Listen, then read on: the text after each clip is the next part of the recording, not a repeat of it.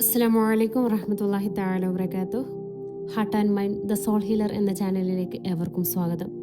നമ്മുടെ മനസ്സിനും ആത്മാവിനും ശാന്തതയേകുന്ന തുമൈനിന 30 ഡേയ്സ് മെന്റൽ പീസ് ചാലഞ്ചിന്റെ 16ാമത്തെ ദിവസമാണിന്ന്. ഇന്ന് നമ്മൾ സംസാരിക്കുന്നത് നമ്മളിൽ പലരെയും ഉള്ളിൽ നിന്ന് തളർത്തുന്ന കഴിവും യോഗ്യതയും ഉണ്ടായിട്ടും ഒന്നിനും മുന്നോട്ട് വരാൻ സമ്മതിക്കാത്ത ഒരു ഭാവത്തെക്കുറിച്ചാണ്. അതാണ് താഴ്ന്ന ആത്മാഭിമാനം, അഥവാ ലോ സെൽഫ് എസ്റ്റീം എന്ന് പറയും. എനിക്കൊന്നിനും കഴിയില്ല, ഞാൻ കാണാൻ ഭംഗിയില്ലാത്തവനാണ്, മറ്റുള്ളവരുടെ മുന്നിൽ ഞാനൊരു പരാജയമാണ് എന്നിങ്ങനെ സ്വയം വില കുറിച്ച് കാണുന്ന ചിന്തകൾ. ഈ ചിന്താഗതി നമ്മുടെ ആത്മവിശ്വാസത്തെയും മനസ്സമാധാനത്തെയും പൂർണ്ണമായും ഇല്ലാതാക്കുന്നു. ഒരു ട്രെയിനർ എന്ന നിലയിൽ ഞാൻ പറയട്ടെ, ലോകത്ത് നിങ്ങളെപ്പോലെ മറ്റൊരാളില്ല. സൃഷ്ടാവ് നിങ്ങളെ ഉണ്ടാക്കിയത് വളരെ സവിശേഷമായിട്ടാണ്.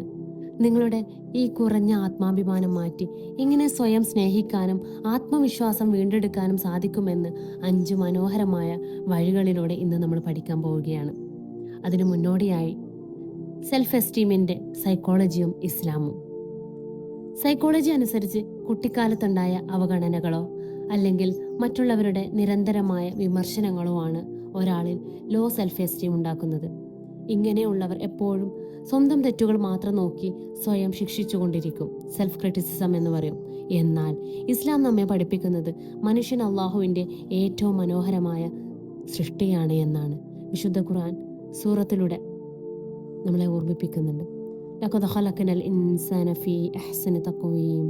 തീർച്ചയായും മനുഷ്യനെ നാം ഏറ്റവും മനോഹരമായ ഘടനയിലാണ് സൃഷ്ടിച്ചിട്ടുള്ളത് എന്നുള്ളത്.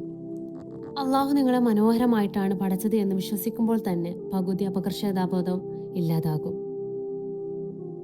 ആത്മാഭിമാനവും ആത്മവിശ്വാസവും കൂട്ടാനുള്ള 5 വഴികൾ. അതിൽ ഒന്നാമത്തേത് നെഗറ്റീവ് സെൽഫ് ടോക്ക് നിർത്തുക. സ്വയം കുറ്റപ്പെടുത്തുന്നത് നിർത്തുക എന്നുള്ളത്. നിങ്ങൾ നിങ്ങളോട് തന്നെ സംസാരിക്കുന്ന രീതി മാറ്റുക. കണ്ണാടിയിൽ നോക്കുമ്പോഴും പരാജയങ്ങൾ വരുമ്പോഴും ഞാൻ എന്തിനും കൊള്ളാത്തവനാണ് എന്ന് പറയരുത്.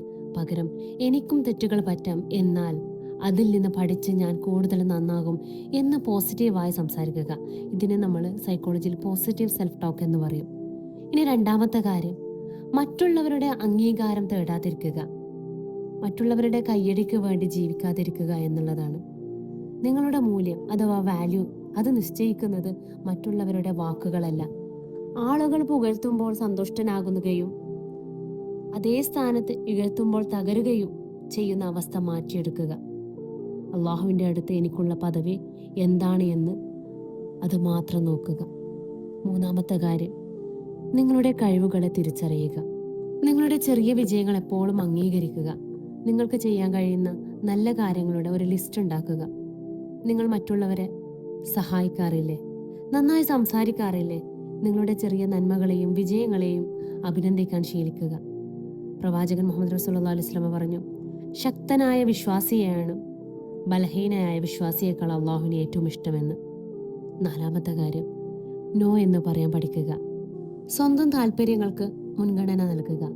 എല്ലാവരെയും എപ്പോഴും സന്തോഷിപ്പിക്കാൻ നോക്കരുത്. നിങ്ങളുടെ സമാധാനം കളഞ്ഞുകൊണ്ട് മറ്റുള്ളവരുടെ ആവശ്യങ്ങൾക്ക് എപ്പോഴും സമ്മതം മൂളുന്നത് നിങ്ങളുടെ ആത്മാഭിമാനം കുറയ്ക്കും.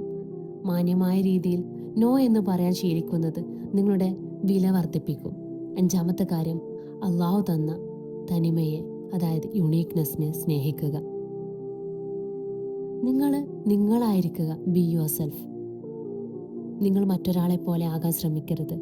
അള്ളാഹു നിങ്ങൾക്ക് തന്ന രൂപത്തിലും നിറത്തിലും കഴിവിലും പൂർണ്ണമായി തൃപ്തിപ്പെടുക. നിങ്ങളായി തന്നെ സ്വീകരിക്കുമ്പോൾ മനസ്സ് ശാന്തമാകും. ഇതിലൂടെ ഇന്നത്തെ നിങ്ങളുടെ തുമൈനീന ചാലഞ്ച് ഇതാണ്. ഇന്ന് കണ്ണാടിക്ക് മുന്നിൽ പോയി നിൽക്കുക. നിങ്ങളുടെ ശരീരത്തിലെ അല്ലെങ്കിൽ സ്വഭാവത്തിലെ നിങ്ങൾക്ക് ഏറ്റവും ഇഷ്ടപ്പെട്ട ഒരു കാര്യം കണ്ടെത്തുക. എന്നിട്ട് അത് തന്നതിന് അള്ളാഹുവോട് അൽഹംദുലില്ലാ എന്ന് പറയുക. നിങ്ങൾ ഇന്നു മുതൽ സ്നേഹിക്കാൻ തുടങ്ങുക.